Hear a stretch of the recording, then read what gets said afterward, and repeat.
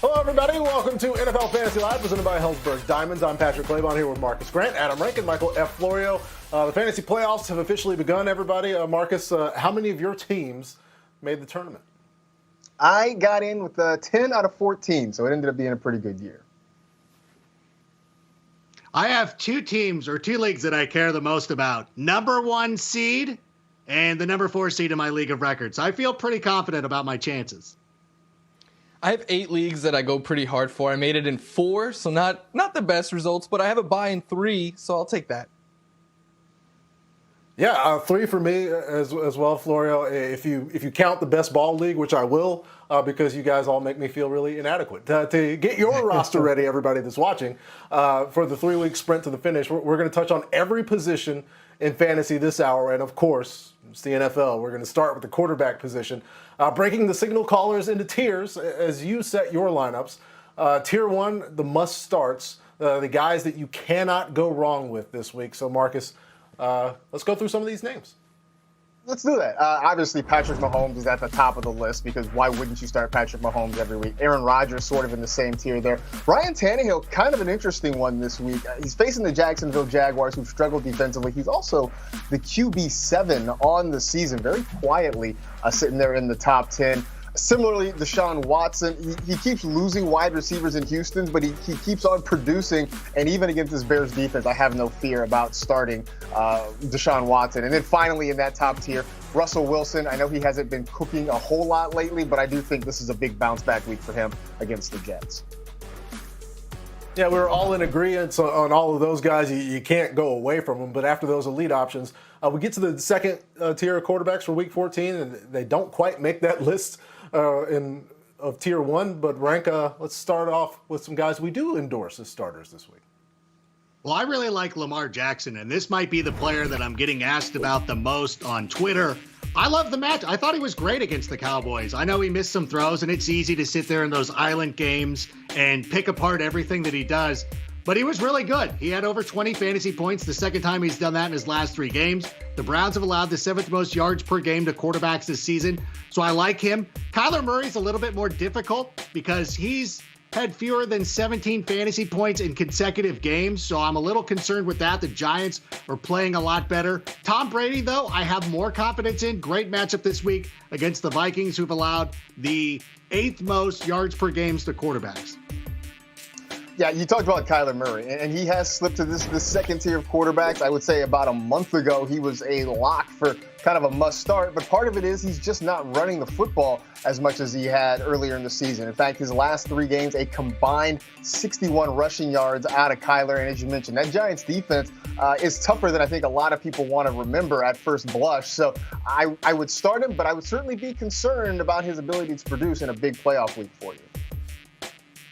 And you heard Rank talking about Tom Brady. I also like Tom Brady this week. He's been playing well as of late, scoring over 21 fantasy points in 2 of his last 3 games. He has multiple passing touchdowns in all 3 of those. And like Rank said, it's just a favorable matchup. They have allowed the 8th most passing yards per game to quarterbacks and the 5th most touchdown passes. So I think Tom Brady has had some success in his playoff career, so why not the fantasy playoffs for Touchdown Tom?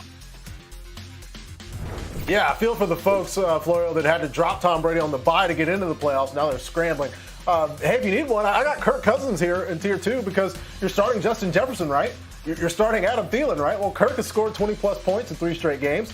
Tough to imagine the Bucs grinding it out in a slog. And remember how good the Bucs defense used to be? They've seen top 12 production from the other quarterback in 5 of their last 6 games.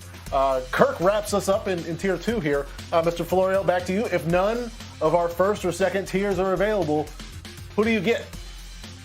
I'm going with Big Ben here just because he's been pretty safe, and if I'm diving a little bit deeper in the fantasy playoffs, I want a quarterback that comes with a safe floor, and that's what Big Ben comes with. He has thrown multiple passing touchdowns in 10 of 12 games this year.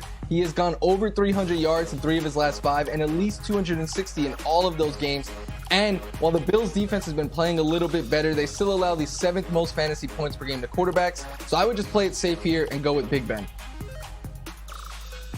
Ben's a solid option. Let's get his fellow quarterback classmate in Phillip Rivers facing the defense that had trouble getting off the field last week against the Jets. He's gotten you 2 touchdowns each of his last 3 games, and that's with him getting subbed out at the goal line for vaunted athlete Jacoby Brissett. So, hey, maybe Phillip Rivers isn't that bad of a choice. No, he's a really good choice, Patrick. And I'm also looking at Matt Ryan this week against the LA Chargers, his former team, Phillip Rivers' former team, I should say. Ryan has had at least 270 passing yards in 5 out of his last 7 games. The Chargers have allowed the 6th most fantasy points to quarterbacks this season, the 5th most passing touchdowns. I expect this to be a really high-scoring game here in Inglewood. So I would actually feel more comfortable with Matt Ryan over Kirk Cousins. No disrespect to you, though. That sounded like a lot of disrespect. So I'm going to just pivot to Matthew Stafford. And the matchup necessarily isn't great against the Packers, but I do see this as being kind of a game script / volume issue for Stafford in this one. The Lions defensively are going to give up points. They're going to give up yards. So it's going to be incumbent on Stafford to throw the football to try and keep this offense in the game. It sort of stinks that he's not going to have Kenny Golladay for yet another week. But I think just having to throw the ball a ton of times is going to give him at least a halfway safe floor this week.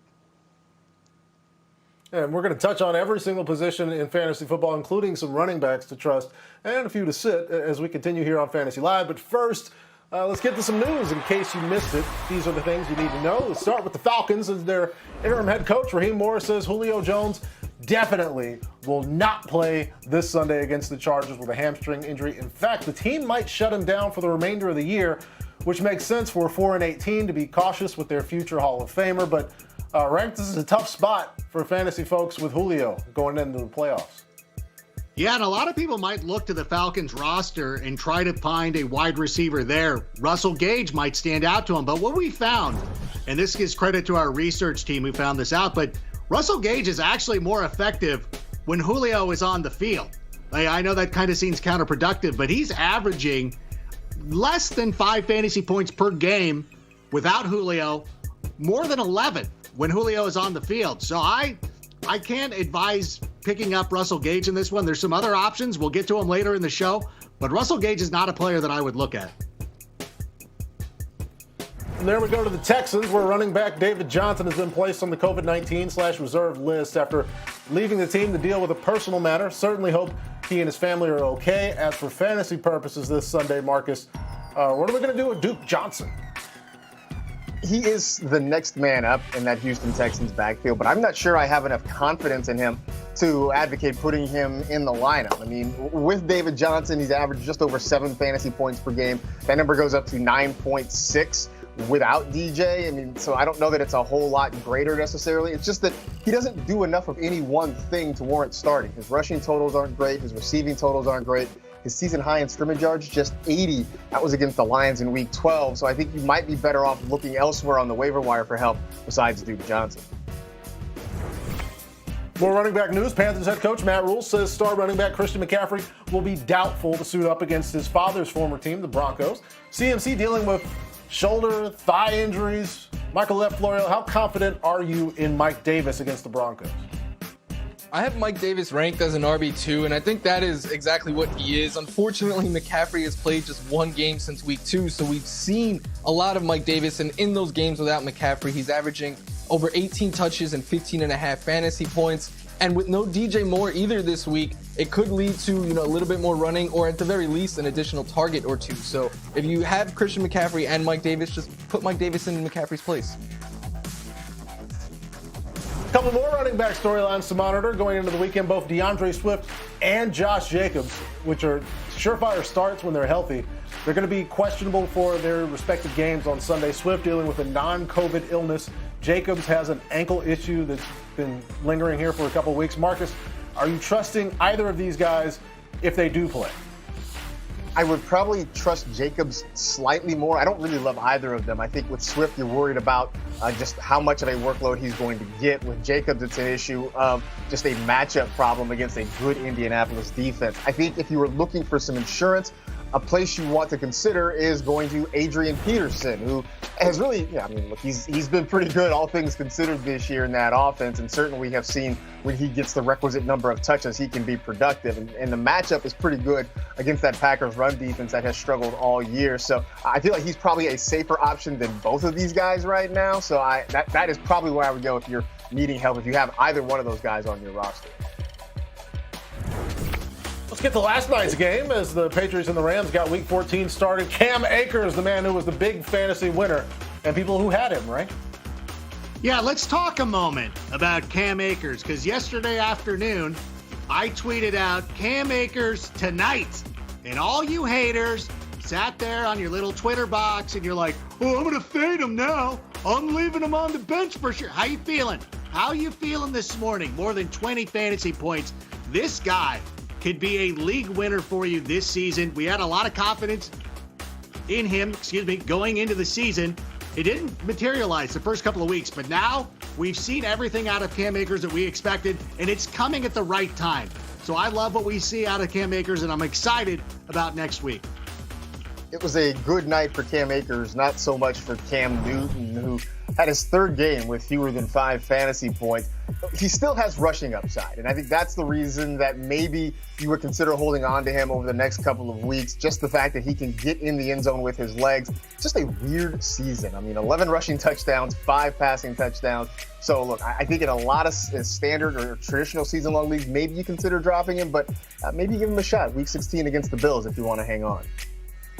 Yeah, and Cam Newton's poor day was due to the Rams defense, who scored 21 fantasy points. Only Cam Akers had more in that game last night. If you had the Rams defense, you're feeling great right now, and I don't think you should really stop feeling great. They've been a top 12 fantasy defense in 6 straight weeks, probably going to be 7 after this week is over, and they get the Jets and their lowest scoring offense in the league next week, so just continue to ride the Rams defense to the championship round. Which running backs can we trust in Week 14? Marcus, who are you starting in your quest to bring home that ring? Aaron Jones is near the top of the list, especially this week against the Lions. It was Jones who had a huge game against Detroit in Week 2. In fact, had a season-high 45.6 fantasy points. He's had double-digit fantasy points in every game he's played this year. Now he gets his second shot at the league's 28th ranked run defense, the defense that's given up the most fantasy points per game to the running back position. He is seems like a sure thing to help you get to the next round.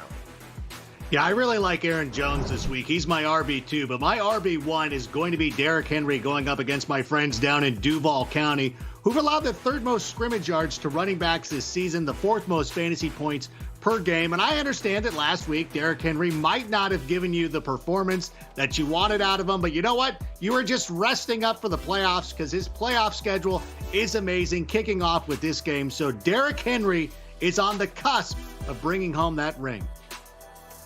Yeah, I like both of those picks a lot as potential league winners. Another back that I'm really excited for right now is David Montgomery. He has scored over 25 fantasy points in 2 straight games, those being against the Lions and Packers. So he has shown us that he can exploit a good matchup, which is exactly what he has this week against the Houston Texans, who allow the most yards and the 2nd most fantasy points per game to running backs. And it's not just this week. He is the 2nd best fantasy playoff schedule amongst running backs. So get used to starting this guy.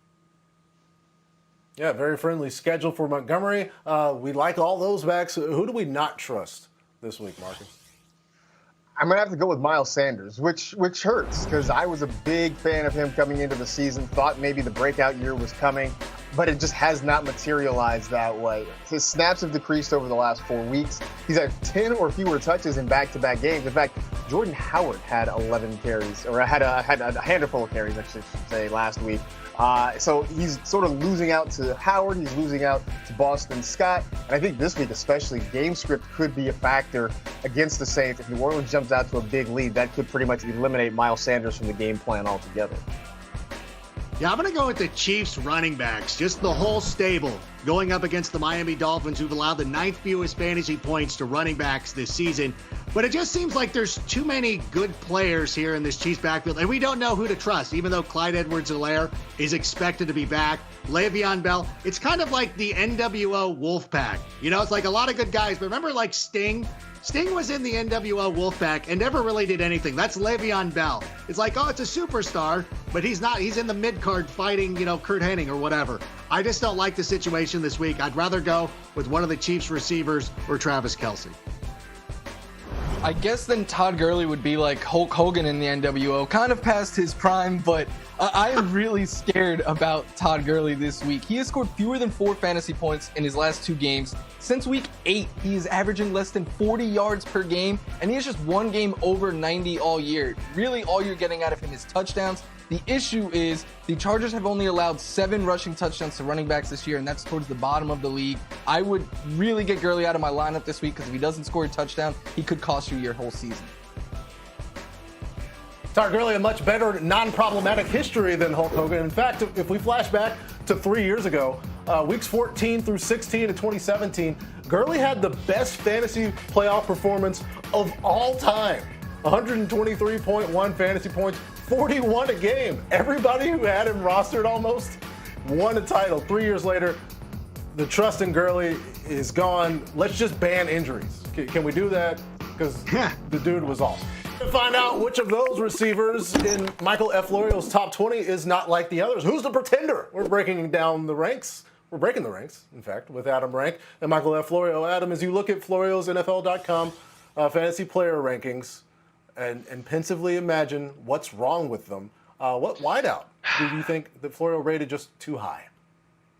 Where to begin with this list? Well, let's start with Deebo Samuel, who I feel is just way too high on this. What did something happen? Is Brandon Ayuk not playing? Did I miss this somehow? Because when I was watching the game last week, it seemed like they were really making a concerted effort to go to Brandon Ayuk. Plus, he's got a tough matchup this week. The Washington FT have allowed the 4th fewest fantasy points to wide receivers this season. They've allowed the 3rd fewest touchdowns to receivers this year with just 9. So for me, I like Deebo. He's a good player. I just feel this is a little too high on your rankings. I do get all of those concerns, but the reason why I'm high on Deebo is you see it on this tape here. He is just so explosive after the catch, and he has seen at least 9 targets in 2 straight games. And while Washington defense has played great, over the last month, they've actually allowed the 5th most points to wide receivers. So I'm just hoping that with all the volume going his way, that he can break a long one out in this game. And I like his chances of doing so. All right, what about Stephon Diggs, Rank? How do you feel Florio placed him in his wide receiver rankings? Yeah, this is another one. I like the player. I like him a lot. I don't like the situation that he's walking into this week against the Pittsburgh Steelers, who've allowed the fewest fantasy points per game to wide receivers. They've allowed a top 10 wide receiver just once in their last 6 games, and in their most recent contest, they shut down Terry McLaurin. The receiver that I would trust in this instance is actually Cole Beasley, who's had 11 targets in 2 out of the last 3 games. That's the Bills receiver I would want to go with. I do like Cole Beasley a lot, and I wish I had like an evil bunny or glasses or something to sell this point even better. I know you did. But I do like Stephon Diggs too. This is the lowest I've probably ranked him in weeks, but he has double-digit fantasy points in every game this season and at least 9 targets in 6 straight. So I find it hard that you have a wide receiver on your bench that can guarantee you that kind of production. That's fair. Right. Can we see the front of the bunny? Or is the bunny okay, or is it having some sort of digestion problem? Oh, there we go. The bunny's good. There it is. The bunny's good. Okay. Is the bunny in a better position than Tyler Boyd is in Florio's receiver rankings? Let me confer with my assistant. Yeah, we need Tyler Boyd to be higher up on this list because again, this feels too low. Obviously, last week he had that big reception, this 72-yard touchdown. You were excited. He scored you 15 fantasy points. You're like, this is going to be the greatest day of all time.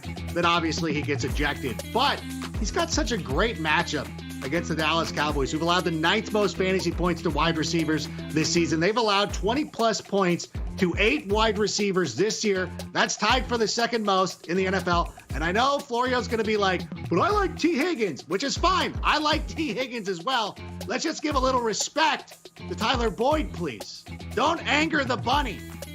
I'm going to try not to anger the bunny. The reason I'm scared on Boyd rank is with Brandon Allen this year, he's averaging less than 10 points. He had the 15 last week, but he had less than 5 the game before that. And that's really what is scaring me, is the fact that I could start this guy in a good matchup and he could go out and give me 4 or 5 fantasy points and eliminate me. So maybe I need to move him up a little bit to make you and the bunny happy, but I'm just scared that he can give us a big dud this game.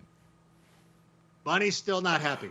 Well, if you want a bunny labor-free look at Michael F. Florio's fantasy rankings for Week 14, just hop on over to NFL.com/fantasy. We've covered the quarterbacks, the running backs, the receivers. Marcus, let's get defensive.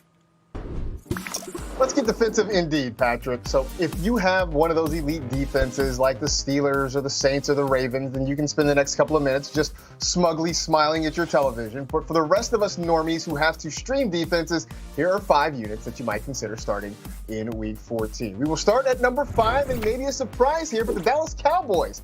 I know we have been picking on the Cowboys defense all season long, but maybe we can pick back on the Bengals offense. Cincinnati's given up 16 sacks over the past 4 weeks. That's the 2nd most. They've also given the ball away 9 times in this one. So Cowboys could luck up on a few turnovers and score some fantasy points for you. Number 4, we're going to go with the Arizona Cardinals facing the New York Football Giants. Big Blue is giving up the 6th most fantasy points per game to defense and special teams units, the 5th most sacks allowed, and Daniel Jones himself has been quite a turnover machine with 13 total giveaways in 2020. Number 3, maybe not a huge surprise here, but it is the Washington Football Team, who's been really one of the better defenses all season long in actual football. Now they get a chance to take aim at Nick Mullins and the 49ers. Mullins has 10 giveaways in 8 games. This Washington front is tied with the 4th most sacks in the National Football League. At number 2, we'll go with the Carolina Panthers. They get to take their shot at Drew Lock and the Broncos. Lock has been giving the ball away quite a bit so far this season. 12 interceptions in his last 7 games, 4 of those multiple INTs for Lock. The Panthers, who already have a pretty good secondary, could be looking to feast on the Broncos quarterback. At number 1, it is the Seattle Seahawks. Yes, we have been picking on the Jets pretty much all season long on both sides of the ball, and the Seahawks have been getting better. The Jets giving up the most fantasy points per game to defenses, and they have averaged fewer than 14 points scored per game. This feels like a chance for the Seahawks to pick up against a pretty bad offense. All right, let's see if any of those defenses make it onto Adam Rank and Michael F. Florio's daily fantasy lineups. It's time to make a day of it. Florio, tell us how you assembled your daily fantasy lineup for this week. Yeah, even though he eliminated me, I lost to Rank last week because of Justin Herbert. I'm going back for more this week in a good one. I paid up heavily to get the running backs that I wanted in my lineup. And then I like Jamie. You got to monitor Jamison Crowder this week, but if he plays, I love that matchup for him. Colin Johnson is just a good, cheap wide receiver in a favorable matchup. Same thing for Dalton Schultz at the tight end position. And the Lions defense is a punt play to get those more expensive running backs in. But I like Jonathan Taylor a lot. I had him there as my flex option. Last week, he led the Colts in snaps, carries, yards, touchdowns, and fantasy points, and he tied amongst their running backs for the lead in targets and catches. And it is another good matchup against the Raiders, who have allowed the 5th most fantasy points to running backs, including a top 10 running back in 3 straight games. And for some reason, he was just the 24th most expensive running back to choose from there. And I said I'm going back for more for Justin Herbert, so I'm going to stack him with his top receiver in Keenan Allen. Keenan is a wide receiver 5 on the year. He has a rec TD in 5 of his last 6 games. You're going to get like 10, 11 targets out of this guy, so that is great opportunity. And the Falcons allow the most fantasy points to quarterbacks, the 2nd most to wide receivers. So if you're going to stack someone, why not stack against them? All right, so Florio used every available dollar to put his lineup together. How are you constructing yours, right? Well, this is one where it's kind of like taking medicine, where I don't want to do it, but I know it's good for me. So I did a triple stack of Green Bay Packers with Rodgers, Jones, Devontae Adams. It hurts my soul to do this, but I want to let everybody know this is probably, you could actually go a quadruple stack if you wanted to put in Robert Tonyan, but I went with Dalton Schultz here just to give a little bit of variety. But one player I would really like to focus in on is Melvin Gordon, somebody who I've tried to cancel this entire season, and yet he still comes out and makes me look the fool. As you see right there, the graphic on the screen shows you he's had at least 15 fantasy points in 2 out of his last 3 games. And this Carolina Panthers defense is not the pushover that it was earlier in the year, but they are still allowing the 6th most fantasy points per game to running backs this season. So I'm going to go with Melvin Gordon, and I needed a more budgetary option at wide receiver, so I'm going to go with Laviska Shenault. I would have liked to have gone with DJ Chark because I love this matchup, because the Titans have allowed 3 top 20 fantasy wide receivers in week 13. They've allowed the 2nd most receptions per game to wide receivers this season. So I think this is a pretty good opportunity. And if hopefully we get a couple of lucky bounces like that, I think you could end up with a pretty good game. I think Shenault is one of those players who's awfully talented. The upside is there. And when you're this far down on your budget list, that's exactly what we're looking for. Upside and matchup. For us to check out some surprising sleepers presented by Geico, Marcus surprised us with a guy that could make a big impact this week. I'm going to look at the New York Jets offense and say Ty Johnson. Now, the first thing to note here is keep an eye on the status of Frank Gore. There is certainly a chance that he could be activated from the concussion protocol and ready to go for this one. But if Gore cannot play, last week it was Johnson who stepped in place of the injured Frank Gore and played nearly 62% of the snaps, got a really heavy workload, had over 100 rushing yards, and now he gets to take aim at the Seahawks, who've given up the 5th most fantasy points per game to the running back position over the last 4 weeks. So it could be a nice RB2 find for you if he gets to play. One of the receivers I'm going to be looking at is Jalen Reagor. He's going up against the New Orleans Saints. This is not the ideal matchup. And obviously, I'm hoping that the switch to Jalen Hurts is going to propel him.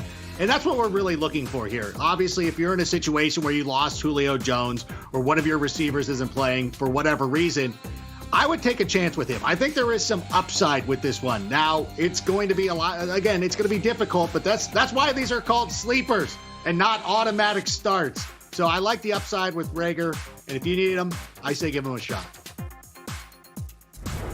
Yeah, we got surprising sleepers for everybody, and the biggest surprise for me with Tim Patrick was that he was available in almost 90% of leagues, in fact, over 90% of leagues, despite the fact that he locked up double digits in 4 of his last 5 games. He's right in that kind of wide receiver 3 range if you're in a competitive league and you need a late move, as Rank mentioned. You're losing Julio this week. You're worried about some other guys. Go out there and pick up Tim Patrick.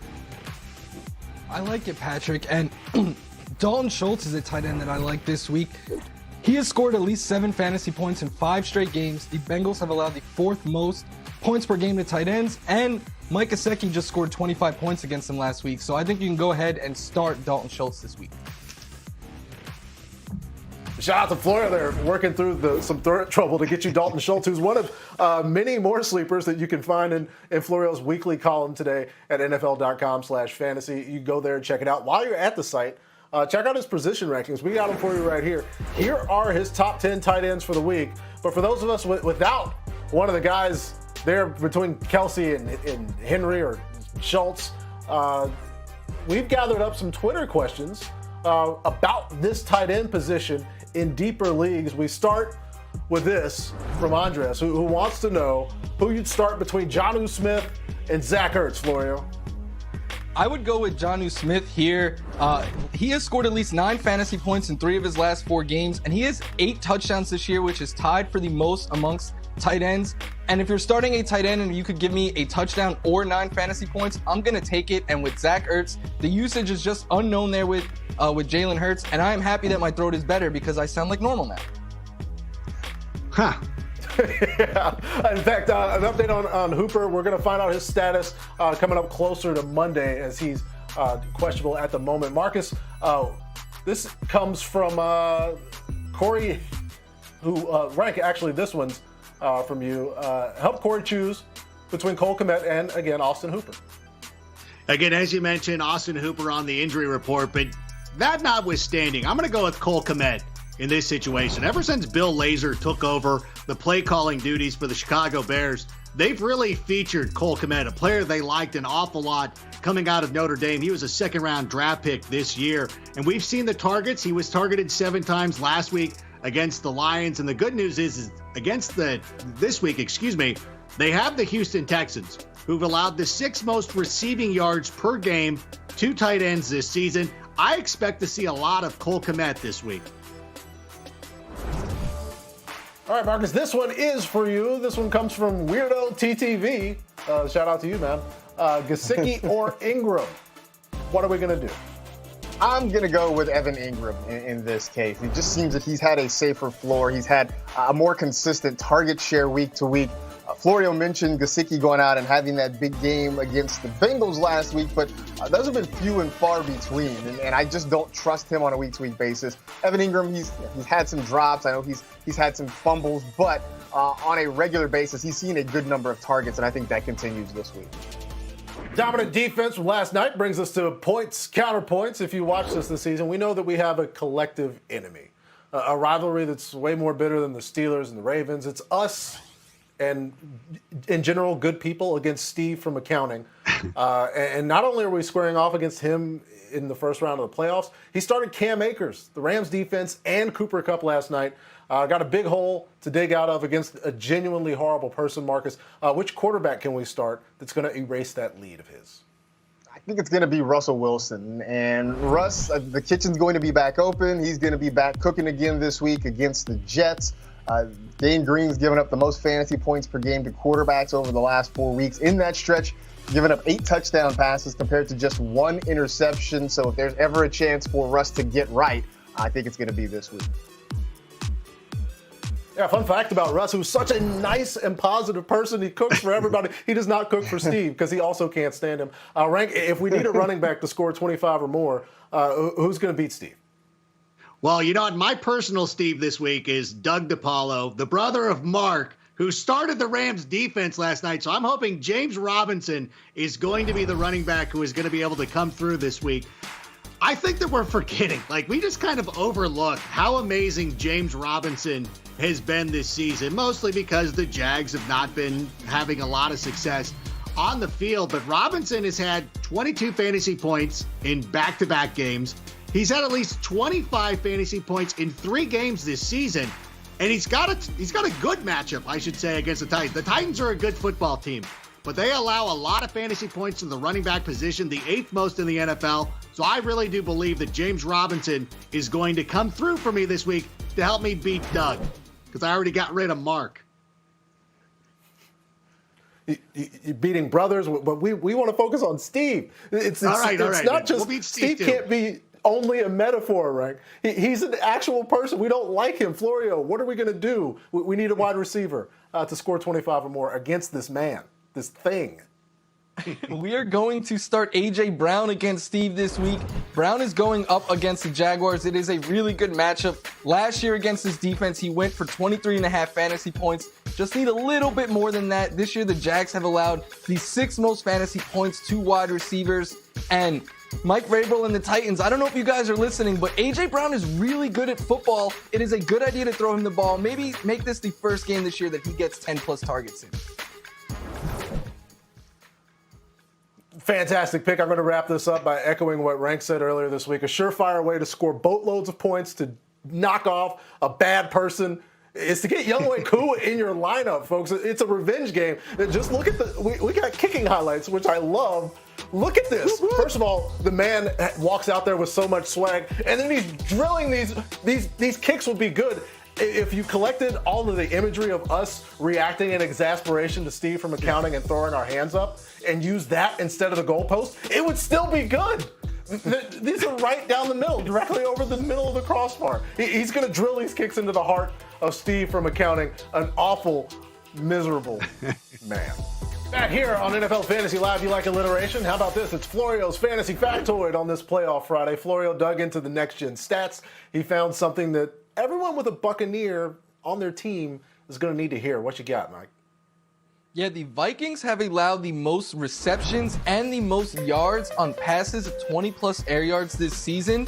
They've also allowed the 4th most fantasy points to wide receivers and the 2nd most touchdowns. So that all bodes really well for the Bucs trio of wide receivers this week. But the one that I like the most is Mike Evans. We know that Tom Brady is going to go Mike Evans' way when they get in near the goal line, but since they've signed AB, he also leads this team in air yards per target and per game, with AB being 2nd. I'm most excited about Mike Evans this week, but I actually think all 3 of their wide receivers are in play as wide receiver 3s or higher this week. So you heard it there. If you can flex a Bucs wide out, go ahead and do it. If not, it's time for weird flex, but okay, where we read some of the boldest roster moves that you folks told us about over on social media website, twitter.com, which is a great place to spend some time. Up first is Michael, who is benching Leonard Fournette in the hopes of some great garbage time production from Jamal Williams against the Lions. Marcus, how weird is that flex to you? It's a little weird, but it's not crazy. I can certainly make a case for that. I mean, I talked about Aaron Jones and how I think he's poised for a big day. And if this game goes the way I think some people expect it to, the Packers get out to a pretty sizable lead, I would not be surprised to see Jamal Williams get in there. Even within the flow of the game, we've seen Williams get some touches. And Fournette has been a little more of an enigma this year. So I don't think it's a super crazy idea. All right, Rank, this one's for you. Colin is starting Jalen Hurts over Kyler Murray, who was so good. Is that too bold? You know what, Colin? I love the moxie. And I know that I have taken a Hippocratic oath and I should advise you not to make this move. Like if I was a doctor and I saw you smoking a cigarette, and I'm like, you should put that out. It's bad for your health. But you know what? I don't want to talk you out of doing something that you believe in your heart is the right thing to do.